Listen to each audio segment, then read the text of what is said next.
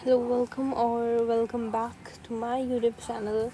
And this is the last part of MCQ series of chapter cell and its organelles, the structure and the function. We have almost discussed all the MCQs, and these are the just last ones. So let's just begin with the first MCQs of this video. You need to look into the image, and then um, you need to label it, alright? And there are certain options over here as well through which you can get help for the names, and matching करके आप पता लगा सकते हो कि कौन सा structure का क्या नाम है यहाँ पे. Alright, so let's just start. हमारे पास जो फर्स्ट स्ट्रक्चर है दिस वन. यस, ये क्या चीज़ है? अगर ये देखें तो I think this is outer membrane. Alright, तो आउटर मेम्ब्रेन यहाँ पे है, it means it's right. Next अगर यहाँ पे लिखा हुआ है कि ये मेरे पास है इसकी इनर मेम्ब्रेन.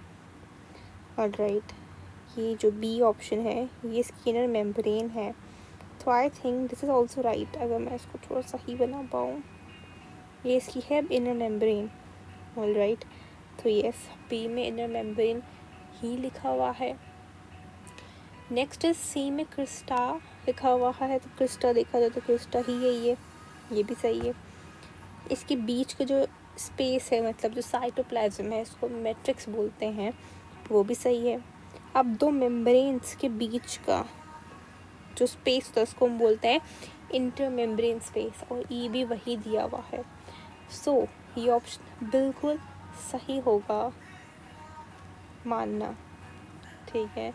तो this is the right option कि this is your outer membrane, this is your inner membrane, this is your crista, this is your intermembrane space, and this is your matrix. ठीक है, इसमें भी यही दिया गया है. ये outer membrane है, ये inner membrane, ये crista, matrix and intermembrane space. Alright, next हमें वापस मैचिंग करनी है और करेक्ट ऑप्शन निकालना है. नाउ फर्स्ट है पैकिंग ऑफ प्रोटीन्स. तो an organelle bounded by two membranes, the inner highly folded. Packing of proteins कहाँ होती है? वो होती है गोल्जी बॉडी के अंदर, और गोल्जी बॉडी जो है वो टू मेम्ब्रेन से नहीं बनी हुई, ठीक है. तो दिस इज रॉन्ग ऑप्शन.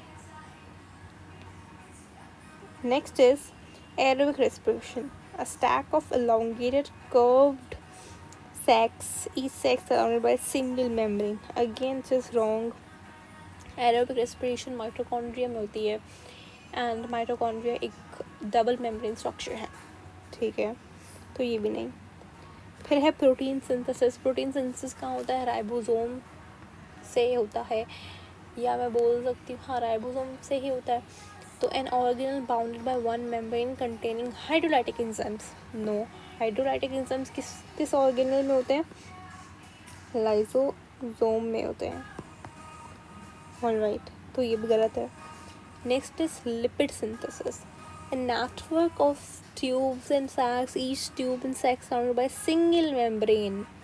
ठीक है, ये बात कर रहा है SER, स्मूथ एंडोप्लाज्मिक रेटिकुलम की, जहाँ पे लिपिड सिंथेसिस होती है. एंड इट्स एब्सोल्युटली करेक्ट कि ये स्ट्रक्चर की डिस्क्रिप्शन और इसका फंक्शन में बिल्कुल मैच करता है. ऑलराइट, तो हम इसे बोल सकते हैं yes, the option D is the correct option for us.